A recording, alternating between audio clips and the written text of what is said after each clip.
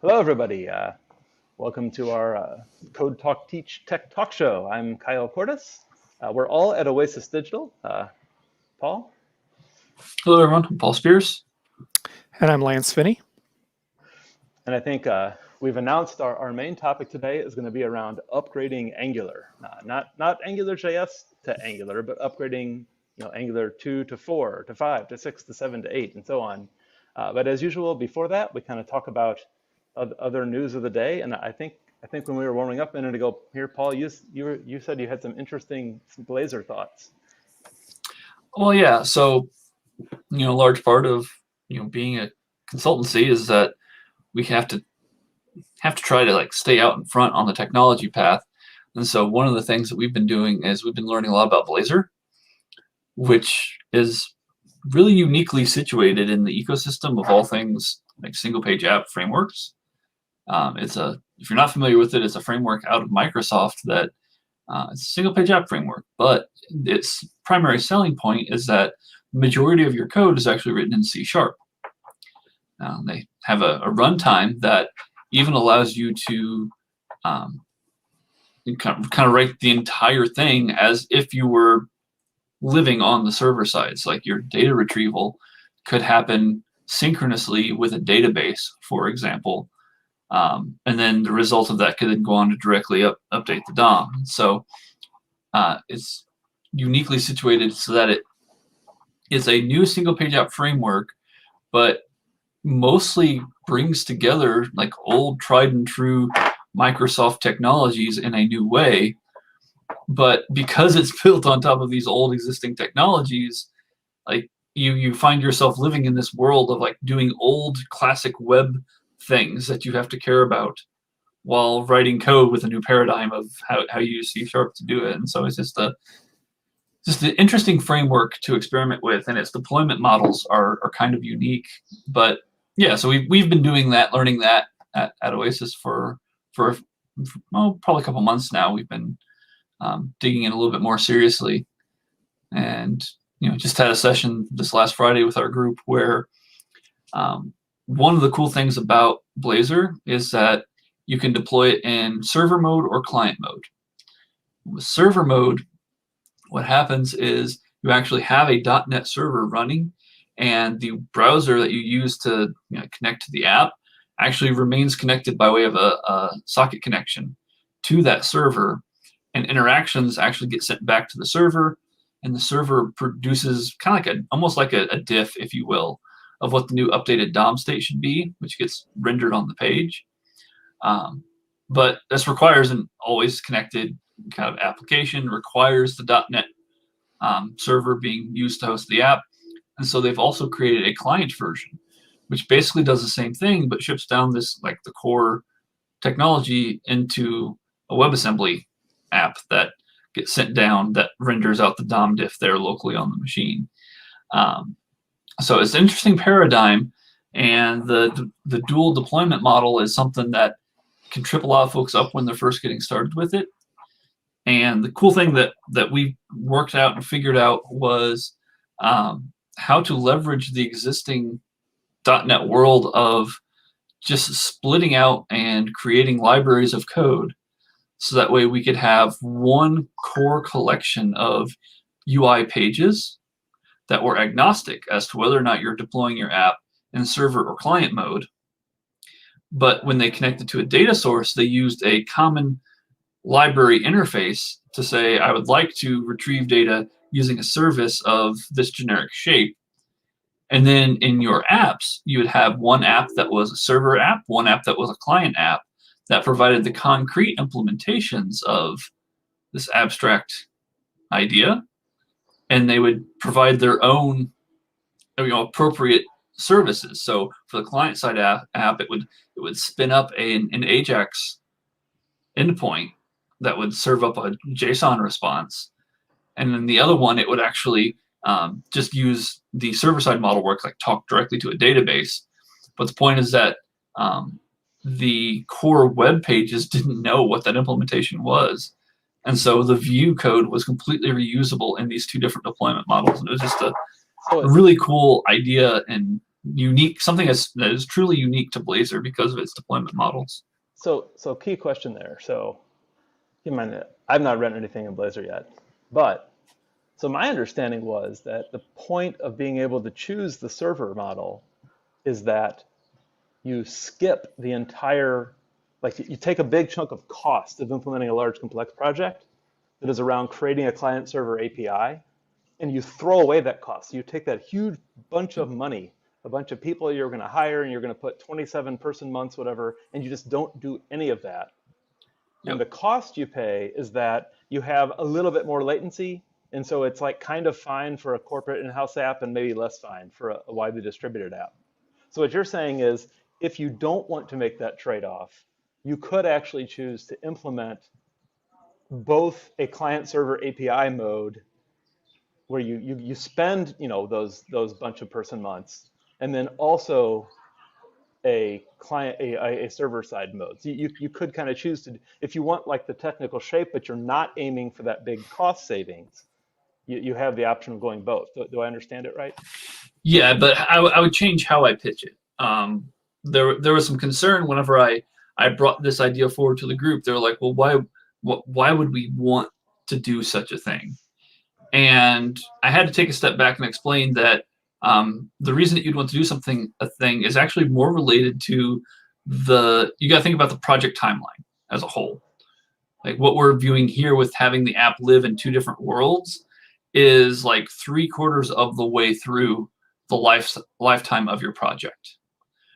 Imagine, you've got this server-side model where all of the asynchronous, mess that you would normally have to do with, making web requests for your data, like that entire paradigm on dealing with that is just gone. You don't have it, because when you make your call, you're talking directly to C# code that talks directly to a database. Everything's fine. It's great. Has the trade-off that we described. The point is that you can get to market with your app a whole lot faster with this approach. You can get something that works. You can start delivering value to your users very quickly in this way. You're going to reach a smaller user base. You're going to have some users that can't use this model. They may have flaky internet connections. They may not be able to. You may not be able to support having those larger .NET server assets that you have to spin up and keep around. There are limitations, but the point is that you get to market quickly, and then as you're sending that value out to your users, then you can start on the client-based version where you're just replacing the actual backend services layer, and then transition over to it at some point in the future to where you've then gained that additional user-based support. And so that's the theory anyway. And in practice, I buy that. Still figuring that out. No, I buy that. So the pitch can be not that you're committing to never do a client server API, but you might say we're going to not make the investment in the API now. We're going to ship a product and start delivering value to someone who will pay for it. And then maybe we might choose to add an explicit. Interesting, very interesting. Well, I'm super curious to see whether we see customers of ours kind of going with this approach. One thing I think Lance, you might have said that this was, did you say the one who said this is like totally new and different? Oh, I mean, it's new to me. I'm not sure. It's new to me too, but I found out a few months ago, it's actually not new. There's been some like kind of a lightly adopted tools that did this in past years, whose names I don't remember. But importantly, there's a big new React thing coming out. And I forget the name of this React thing, but its model is very, very similar. And basically the exact same maneuver you're talking about, Paul, you'll be able to do with React in some months when that's all the way ready, where you initially write it server-side rendered, and then if you decide you want to do an explicit API, then you can switch some of those components to be client-side rendered, calling an API. Is that the React server components? Yeah. So React server components, that actually has a lot in common with Blazor in terms of the architecture that you can support. Now, of course, our audience here is probably 70% or 60% Angular, and I don't know of anything for Angular that does this quite yet, but I wouldn't be at all surprised to see an Angular app at a loud noise appear. Interesting. Okay, what else? Do we have any other pre-main topics to talk about? I had a note that Google I/O is happening right now. Yeah, and I've seen a few tweets about that, but haven't heard about the main line, the stories, the headlines coming out of it yet, so I'm not really sure. Did hear something about material, but I don't remember off the top of my head exactly what. I saw it's a thing called Material U. It's like the next version of Material will support user controllable dynamic theme adjustment. It's not.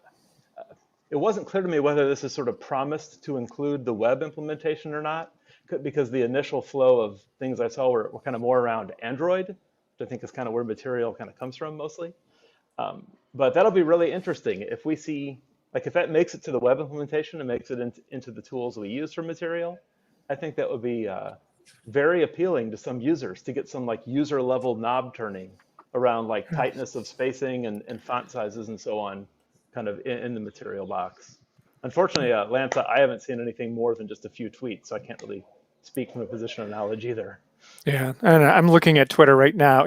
A massive shift to Android is coming, is what people are talking about. Yeah, it's all about Android right now. So it'll be interesting to see how long it takes for this to filter to the Angular world. I do see someone saying it's super exciting for Angular. Either he knows more than I do, or he's being very hopeful. Well, since the Angular Material implementation is in the process of switching to use the official primary Material Web implementation, then if Material Web gets this new stuff, then Angular will eventually get the new stuff. I think that's the line of reasoning. I don't think they would have to well, presumably they wouldn't explicitly bar Angular from it. That wouldn't make any sense. So. Well, I'm going to put a link to this in the show notes, but he follows up the first tweet that I said with pure speculation on my part, of course. So yeah, he's being hopeful. Incidentally, that would have made a great name for this channel that we're on right now. We could have just called it Pure Speculation. Right. Oh, and any other news of the week? I was just going to say, related to style themes. If people do care about Blazor, the Blazor Fluent, official Microsoft supported Blazor components for Fluent design out of the Microsoft camp, actually released about 3 weeks ago. And their doc site is just now up enough to actually be able to see how to get started using them. So if folks do start looking towards Blazor, you can get that there. I mean, first-party support for a design system is really nice. If you're just trying to get a product either into use or to market, having first-party stuff. I mean, it's not as great as crafting every pixel by yourself, but a working app in month 7 versus exactly the appearance you want in month 17, there's just no comparison in the value delivery between those. Well, it seems like we're kind of out of pre-topics. Since I'm the one sitting here in a noisy microphone, maybe somebody else can introduce and kind of lead our way through the main topic of the week. I'll give it a shot. So, as Kyle mentioned briefly at the start, today we're going to be talking about Angular versions, and in particular upgrading from one to the next. And as you pointed out, not from something like AngularJS to Angular, but more just the run-of-the-mill version, 6 to version 7, or in this case, version 11 to version 12. And so we've recently had version 12. That was last week that 12 came out, right? Something like that. Yeah. So anyone using that yet? I am not. So I tend to live in the NX world, and actually NX has already gone up to 12, and so theoretically I could do the migration with that. It just hasn't come up on the priority list for our team yet. Well, I'm the person who usually ends up doing the upgrade of our curriculum. And I'm actually joining you here from vacation, from my vacation to appear today. And so I have not spent time on my vacation, which I have been on for the last week, performing said upgrade. But I don't know. I guess someone can ask me in a week, and I'll probably be able to tell you if I hit any errors just switching the version on our curriculum examples. Paul, what are you seeing?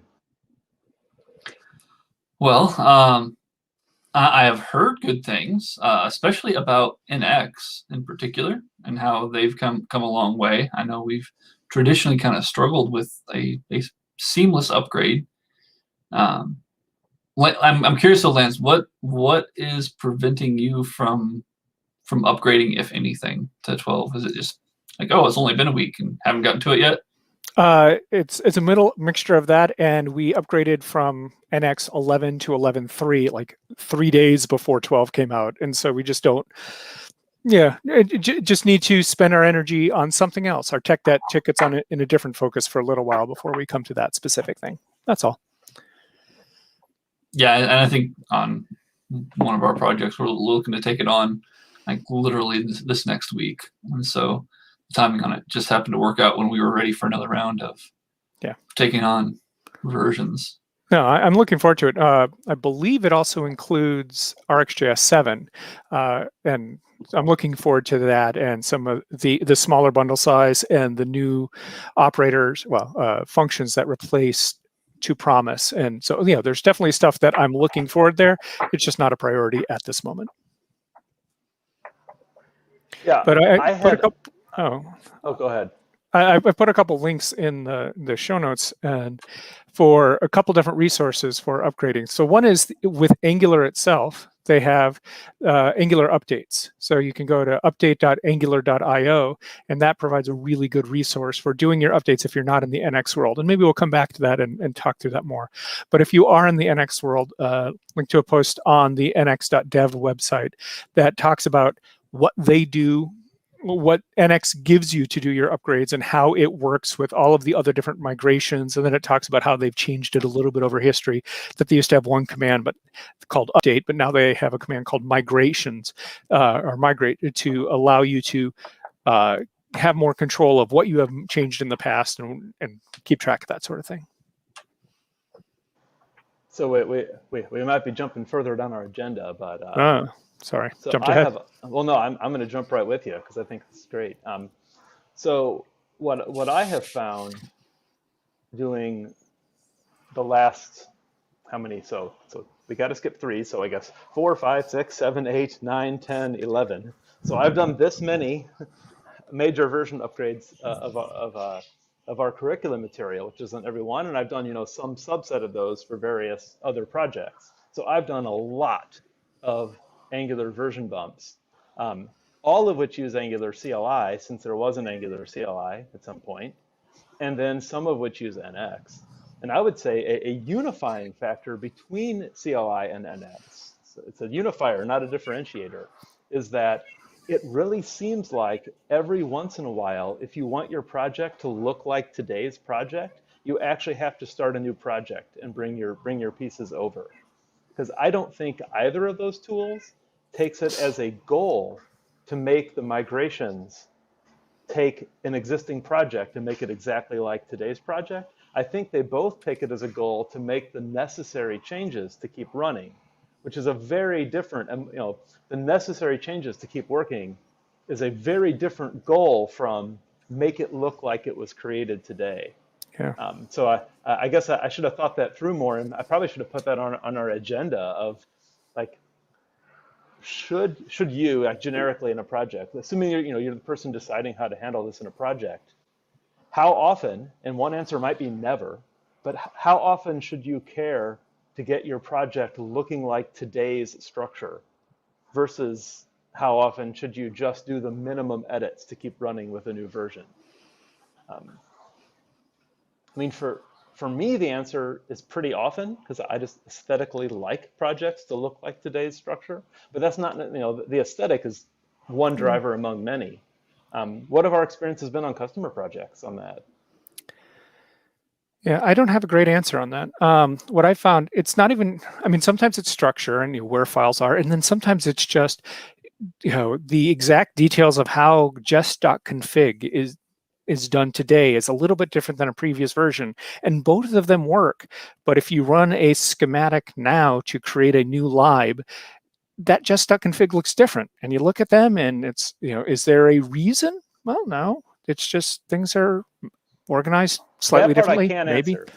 I believe there is always a reason, because I've stopped in the last maybe 6 months because it got to be too much, but I have, for years, I have followed the issue discussions for both NX and Angular CLI, and the answer is never that they just felt like updating them. Oh, I'm Like, sure. Yeah.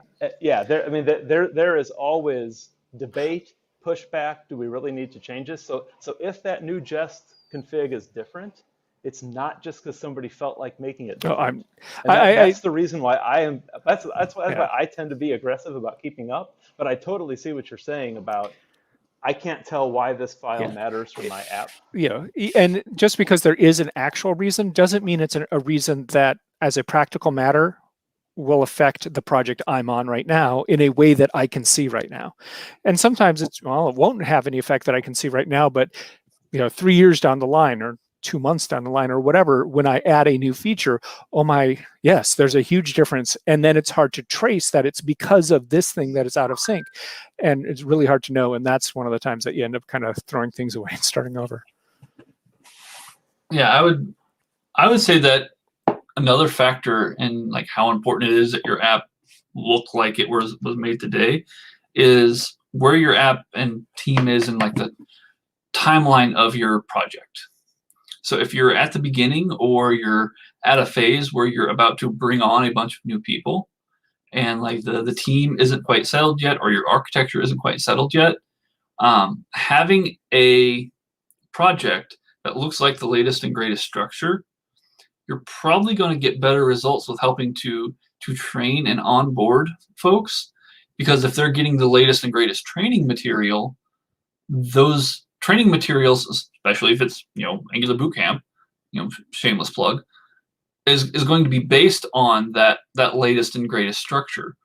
So if you're having people onboarded that are fresh out of training with someone who's been keeping up with latest versions, they're going to see a structure that reflects the latest and greatest. They're going to arrive in your app, and if it is needlessly different, that's just an opportunity to create confusion. So if you're at the point where you're not so far along that you really need that stability, and you're not so far along that you're not still bringing people on a regular occasion, that's another nod towards, you probably should care a little bit more about the structure of those files, folder config layouts as things change over time. Yeah, I mean, as long as we're talking about motivations to upgrade, and another scenario that I've hit where there's often a sense of urgency. By the way, so my general tip is, I think it's better to upgrade when upgrading is not urgent, because the reasons to upgrade, if you upgrade when it's urgent, mean that you're fighting another fire while you're fighting the upgrade. So I'm not saying you should only upgrade once it becomes urgent. I'm actually saying that's wrong, but I have most often seen projects that upgrade because something isn't right. And if something isn't working, well, to some extent, older versions are like, they're supported, but they're air quotes supported, in the sense that if you're having a problem and this problem is addressed in any way by a newer version, the answer to your problem is always, well, go upgrade and then come back and tell me if you still have a problem. And I have seen this also pertains 100% to the structure, to the exact layout, to what files are where and what your jest config looks like and everything, what your TS configs are like. Because although an incremental migration process will keep your app working by getting farther away from the current appearance, essentially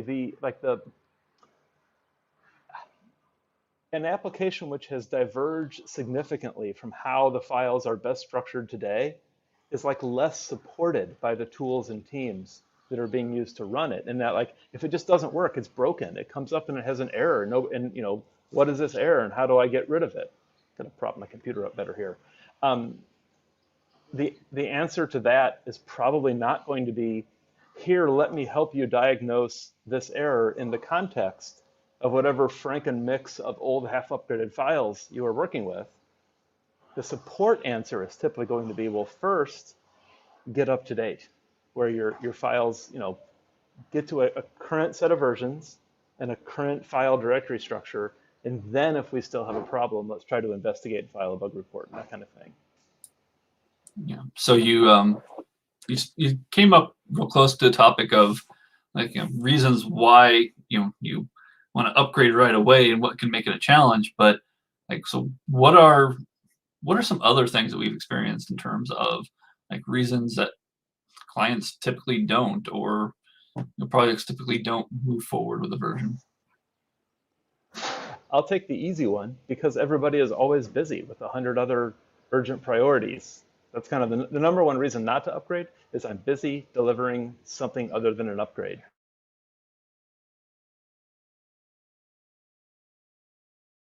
I would say another one is you got burned once.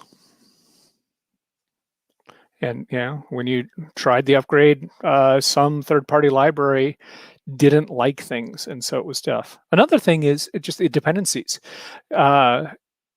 It takes a while to figure out how to handle these things so that, all right, when I upgrade Angular, and then that upgrades TypeScript, and that upgrades RxJS, and that upgrades this and this, and then all the transitive dependencies.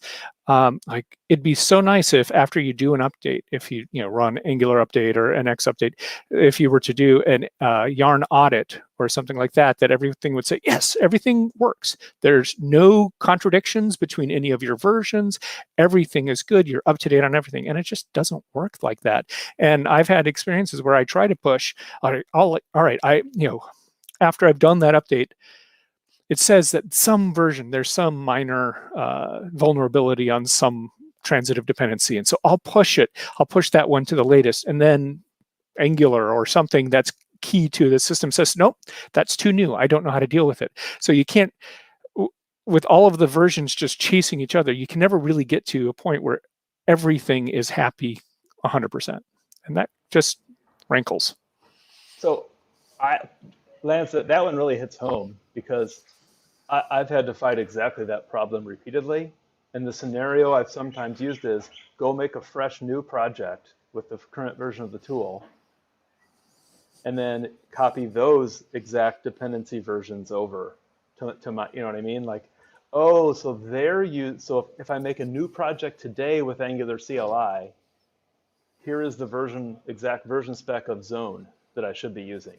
I shouldn't leave it on the old zone that I haven't upgraded for the last 2 years, but I also shouldn't go to the most current zone. If I want to be supported, I need to go to Angular CLI, make a brand new project, find its version spec and use that one because that's the supported one. That's the one which is where I've been given an assurance will work correctly with the main dependencies I'm using. That's a strategy I've had success with. I mean, are there other strategies? I mean, there's probably somebody out there who understands every dependency in enough depth to manually adjust each one.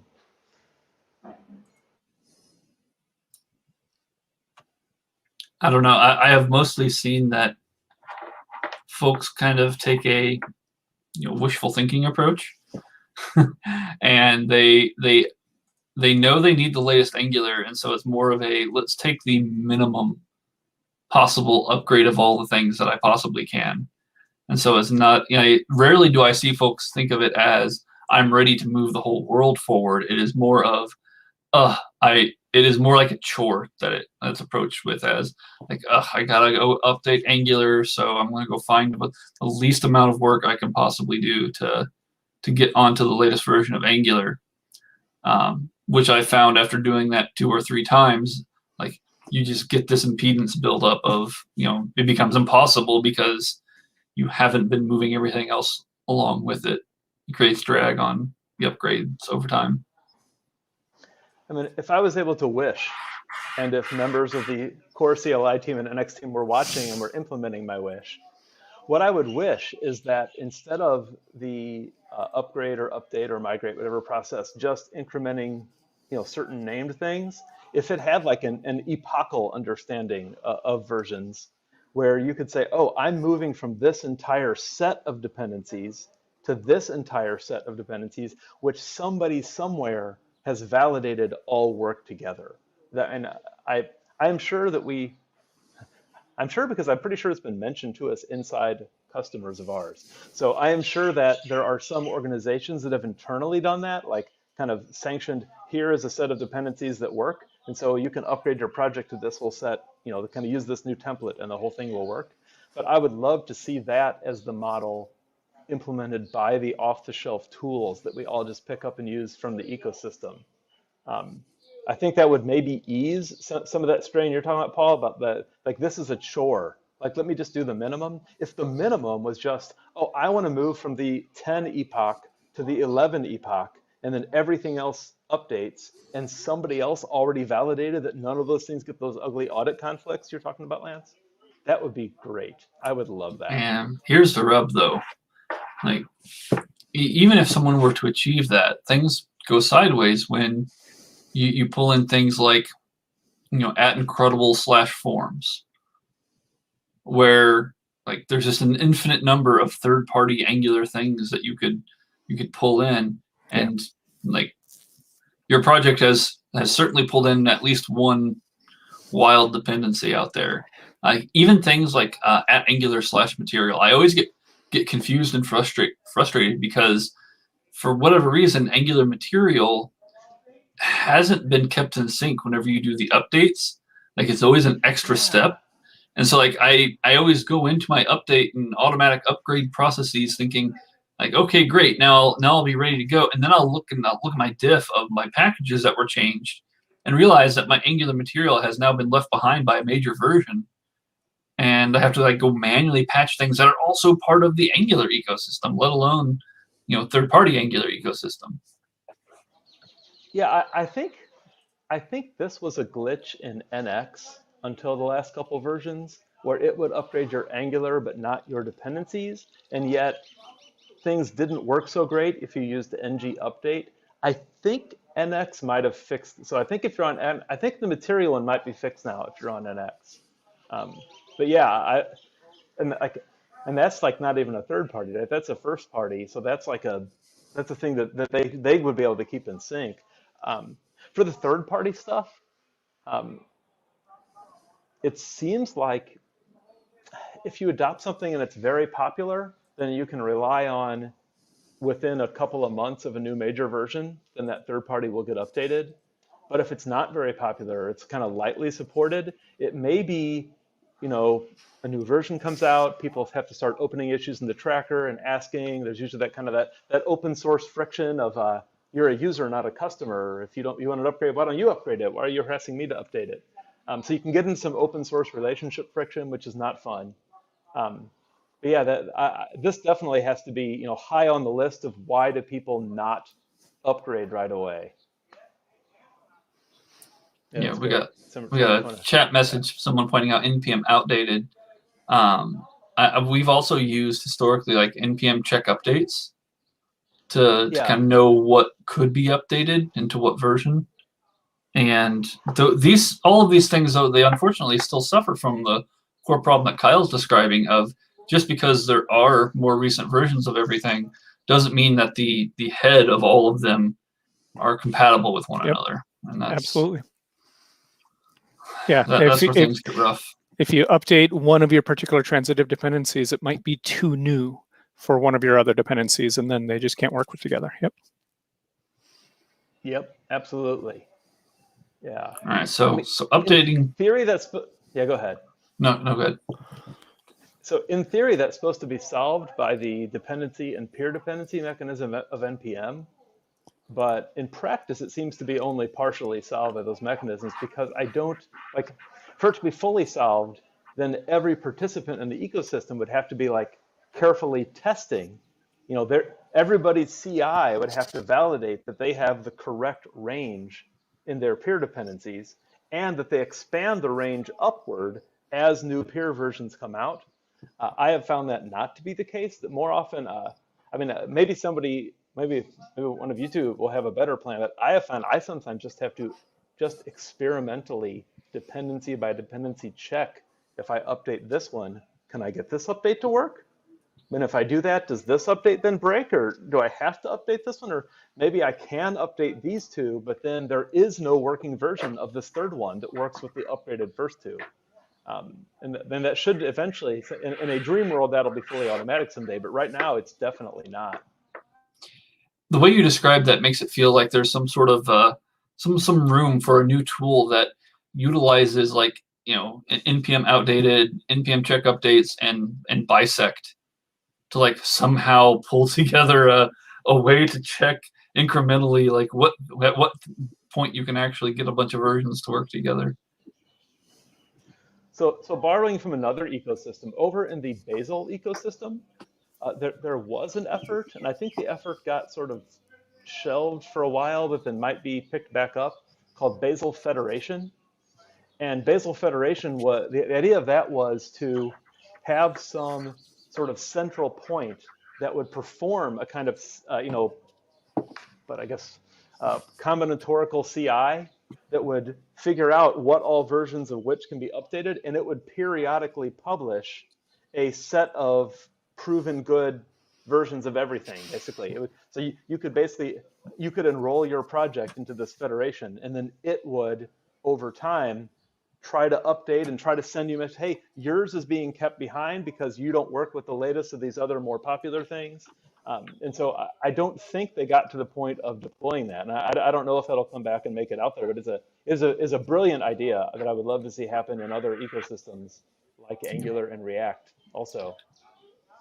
Well, I know we're on a tighter time frame than we usually have, so I want to make sure we keep going forward. We've discussed kind of all the reasons why it's hard, a lot of reasons why, like obviously all of these minor complaints kind of add up to being natural blockers as to like why projects get held back. But despite these challenges, like any recommendations for how often they should go through this process? Like what's a healthy cadence? Is how long is too long? My minimum rec for projects that are alive is that you should upgrade everything twice for every Angular release cycle is the minimum.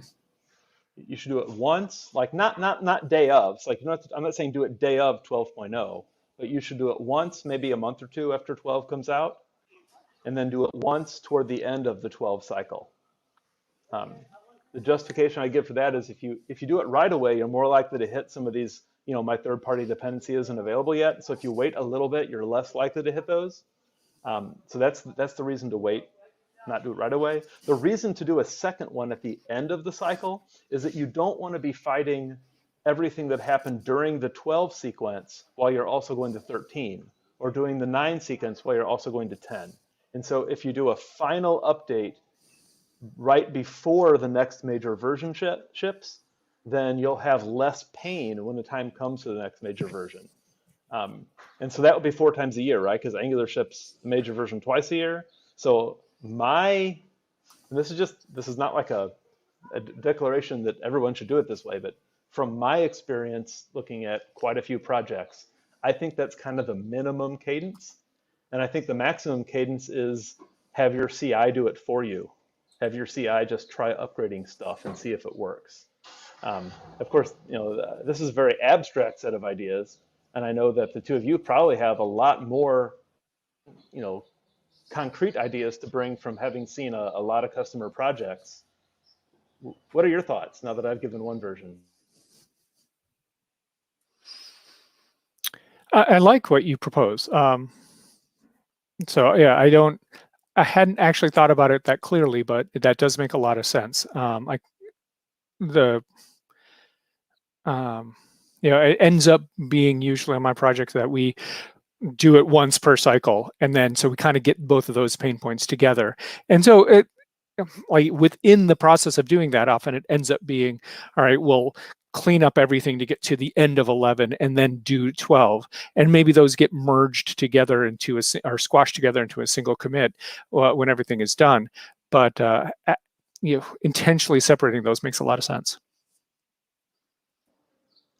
I think it's easier to fit things into a busy, dense iteration schedule if you're fitting 2 smaller things instead of 1 bigger one. Yeah, that makes sense. Well, it also depends how long your iterations are, 2 week, 1 week, 1 month. Yeah, there's so many variables that it really depends on the project. So Yeah, Paul, you're the lead of our Angular for Architects, and I'm sure you've thought about this and probably given advice, for money to some of our best customers on this. So I'm ready for you to come to tell us how it should really be done. well, it's more about Lance was really touching on it there at the end. Like, to me, it's the variables are quite numerous, and one of the things that I've found is you've got to have someone on your team responsible enough and capable enough of doing it. Like, it is a different kind of skill and task than, say, authoring a component. It's one of those where you've got to understand the command line tools you're working with a little bit better than average. You've got to understand kind of some of the history and how the NPM ecosystem works. Like, you have to actually know what this node in an NPM system is, how it's worked, how it's designed to make effective use of upgrading for sufficiently complex projects. For simple projects, it's one of those where, if they're trying to do a proof of concept and they're wanting to build on the latest, greatest framework, like not even Angular, pick something else. There's a hot new framework out. Like, at the start of every day, do an upgrade. Get the latest and greatest off the fire hose every day. Build up those muscles. Yeah, and so what you're trying to achieve matters a whole lot. If you're trying to, set up some sort of, I don't know, something crazy like, let's see, the distributed setup where you're compiling components ahead of time and like dynamically loading them, something crazy like that. Well, don't upgrade Angular pretty much ever, or you're going to have a hard time retaining compatibility with folks who are trying to load components at runtime. If you have a team where your requirements are backed up out the door and you have 2 developers, don't have the budget to bring in someone to do the practical legwork of it, and the only metric of success is that you're ticking off items, where's your motivation to do that, other than the potential threat in the future that your ability to tick off items comes to a standstill? It's a hard answer to give, because it is nearly as multifaceted as, like, should we have used Angular in the first place, in terms of conflating ideas. And another level on top of that is if you're using an actual monorepo, because, or how many monorepos you are using, because if your company really uses a whole bunch of different, or uses one monorepo to have a whole bunch of different Angular apps, that's probably going to be a decision outside the scope of your individual team. But if you are using the CLI for your app, or if you have a NX monorepo just for your app, then that's up to you. But the more apps that are all together, the more there has to be a coherent strategy about it. Yeah, so I'll show you. I wanted to shout out what Lance wrote in the chat here. The it depends. And yeah, so as you get to these larger multi-project workspace monorepo situations, this becomes very difficult. And I always like to use things like that as an opportunity to plug. So I'll put in a link to Oasis Digital, where we all work. Where we all work, we actually help people with these problems. So if a viewer has a big enough problem with this and has a budget, we can help.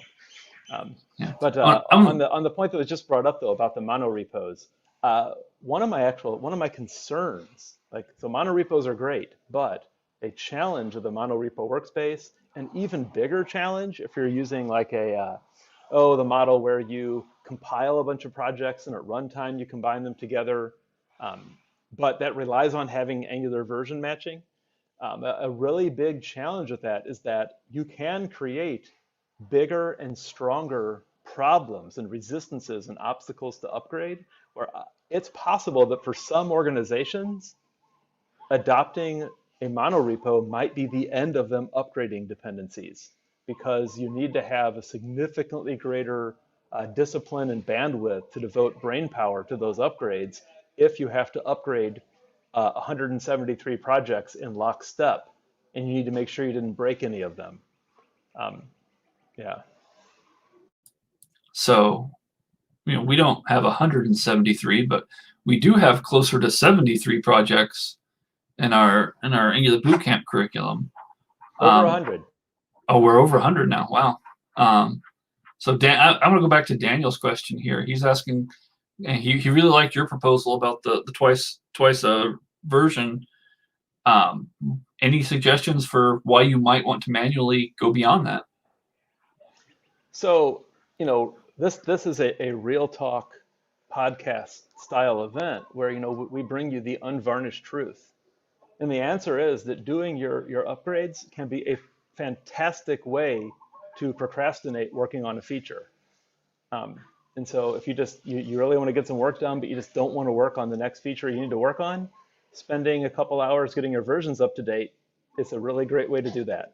So that's kind of the snarky answer. Maybe a little bit better motivated, but not any more true answer would be sometimes you hit a snag, you hit an error, and it's not a bad idea if you hit a weird error, if your first sense is, hey, if I don't have to ship right now, if I can just relax a little bit, maybe I'll spend a little time upgrading my versions and see if I still get this error. I think that's like another, less negatively motivated way to do that. Yeah, that's what I was going to say is, like, sometimes the fix that you need is just in that newest point release. So that's a pretty strong motivator if you can spend, a couple of hours or a few hours upgrading Angular, and instead of doing, 20 hours of, putting in your own fix. Well, that's usually a pretty easy win. So Lance, what is your biggest nightmare story of upgrading Angular versions?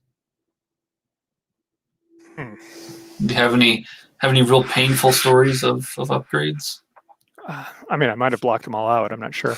I mean, I know I've already hinted at some of them, of just as I've been trying to upgrade, at getting different versions that conflict, and then ending up just getting to a point where, all right, it's a broken window. I leave it. I'm never going to get everything to be 100% happy. I'm never going to get rid of all the warnings when I run the app, which hurts. But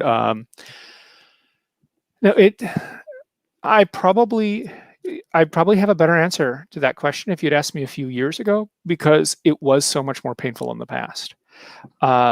It's generally easier, both between the Angular update website and using NX to control things. It's, most of the heavy lifting is done for you.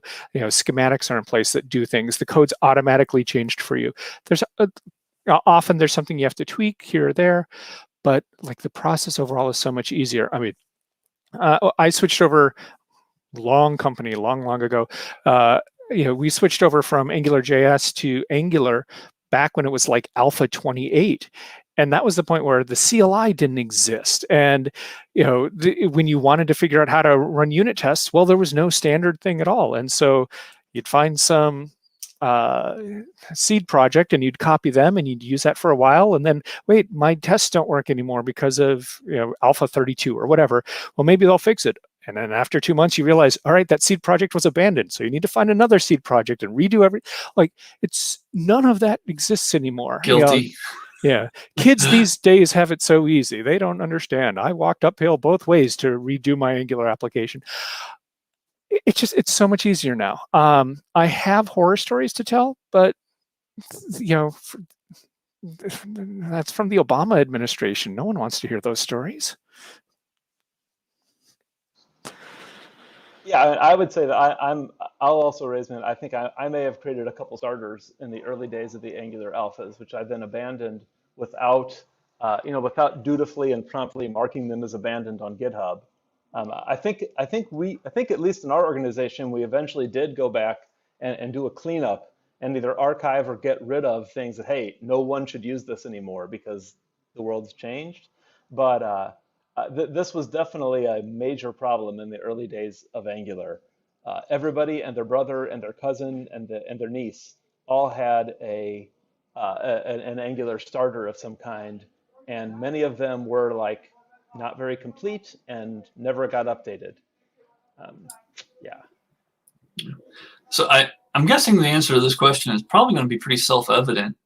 But what is it about a large project or a mini project monorepo that makes it unique or challenging compared to toy projects?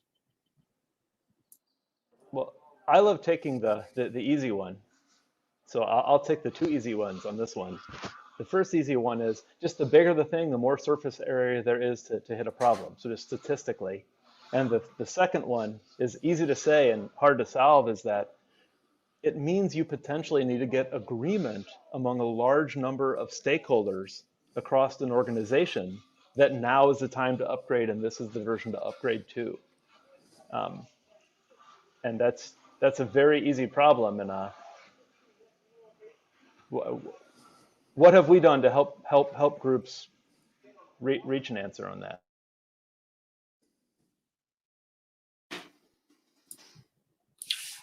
Yeah. Well, I feel like it would be wrong of us to take credit. I think historically I have pointed to, look, here's what it's looked like the last few times we've upgraded, and turned out it wasn't a big deal. Like, we have plenty of things to moan and whine about just because that's life, that's what people do. But in the grand scheme of things, no devs were hurt in the production of this upgrade. It was okay. We were able to follow the guide. Everything went pretty smoothly. Of course, there's some rough edges that we expect to hit with third-party things, but in terms of a process, it's a pretty fixed, pretty standard process. And it's just an exercise that needs to be gone through. So, declining to upgrade out of fear and uncertainty and doubt is not a strong argument in the face of past success. And a lot of that past success can actually be claimed by the Angular team and what the work that they had put in to make those upgrades go so well, and then the NX team on top of that to get the community tooling to upgrade so well.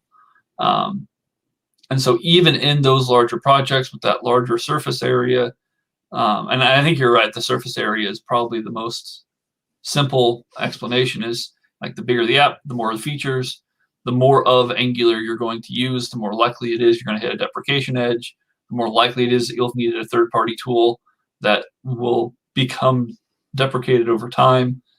And so all of those factors combined make it so that, yeah, of course, we got a large surface area, we're going to hit something, but it's going to be okay. We've got evidence of that.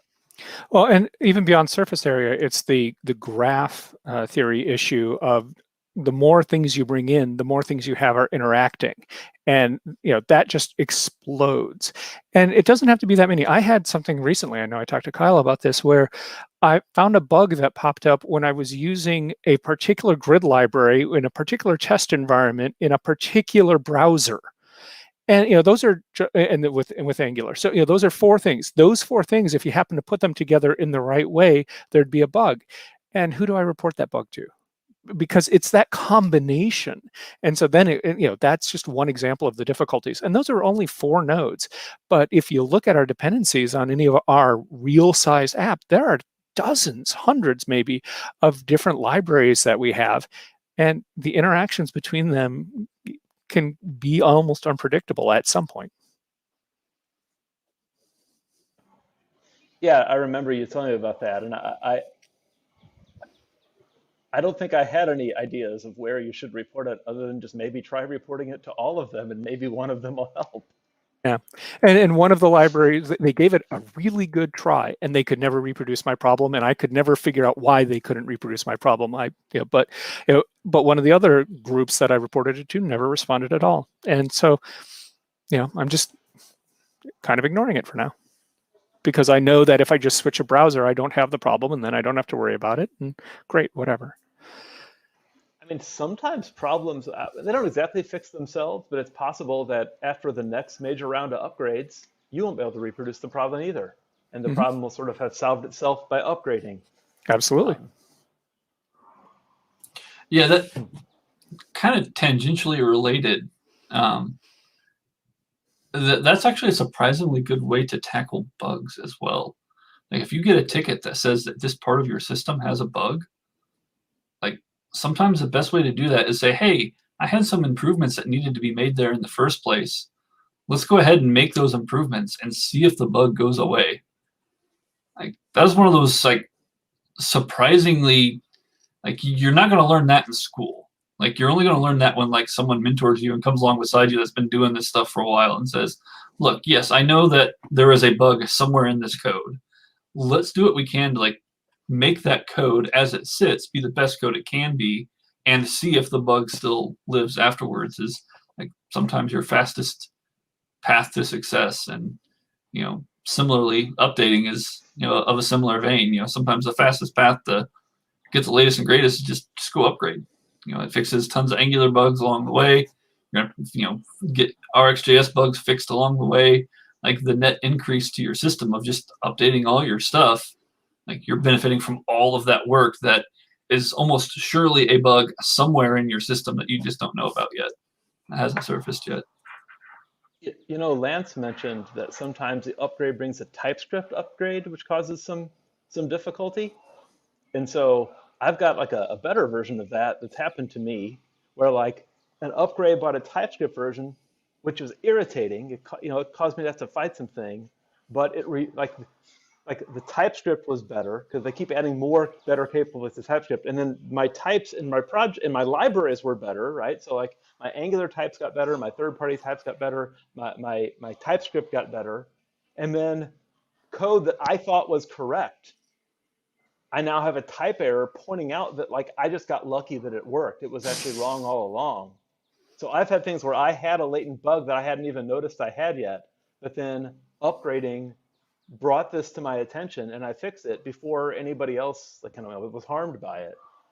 So I guess that's like the positive sign of the irritating thing. I didn't think I had to work on this until I did the upgrade. I've had that rescue me from bugs that definitely would have happened eventually. Yeah, and I would say that stepping back, and there are still people that are convinced that they should hold off upgrading on things. It's very similar to like why do I need TypeScript?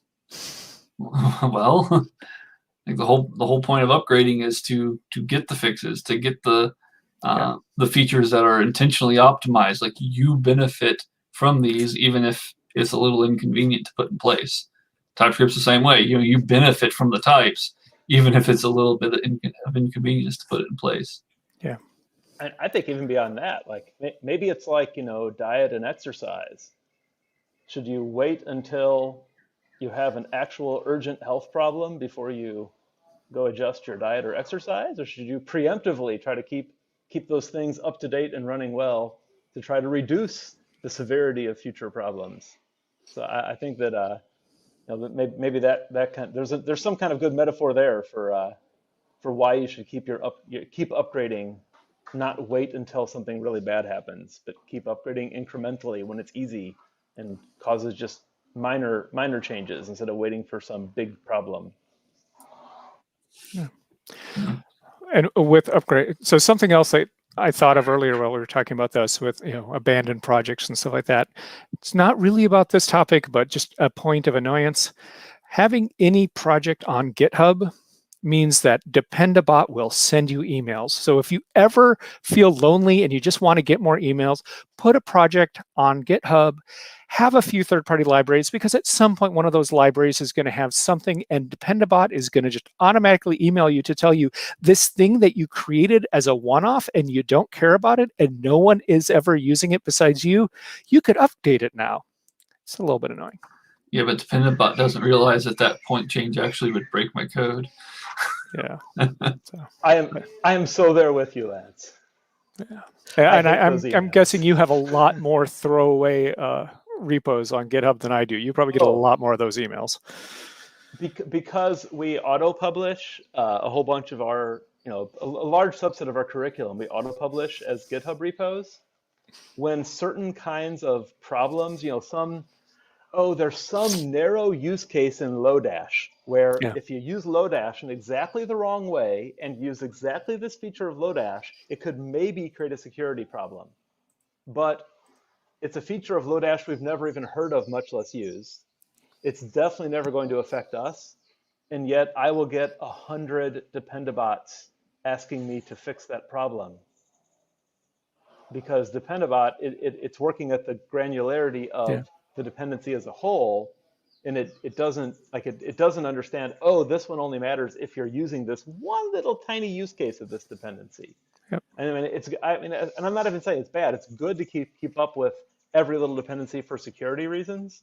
But when you have a large number of kind of mostly read-only projects, it really is not as helpful. And I'm not lonely enough to want those emails. All right. Well, I know that Kyle, you need to get back to your family to enjoy your vacation over there.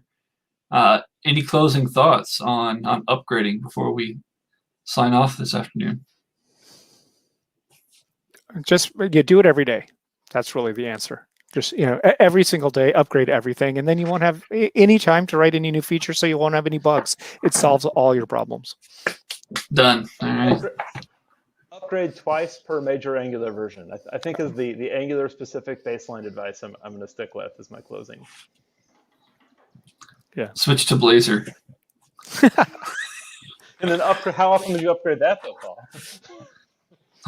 That's all right. There's no frequency at which we could upgrade that would be slower than .NET releases, so we'll be fine. Yeah, those are like years, aren't they? Years apart, .NET releases. I don't keep up. Anyway. Well, I guess thank you for our audience who joined us live, put in some good comments. And I guess I will be back with you gentlemen in person at the end of this trip. Yeah. And we'll see everyone else in a couple of weeks. Hopefully we'll have a little more time to dig into a juicy topic next time. Talk to you later. Okay. Well, bye-bye, audience.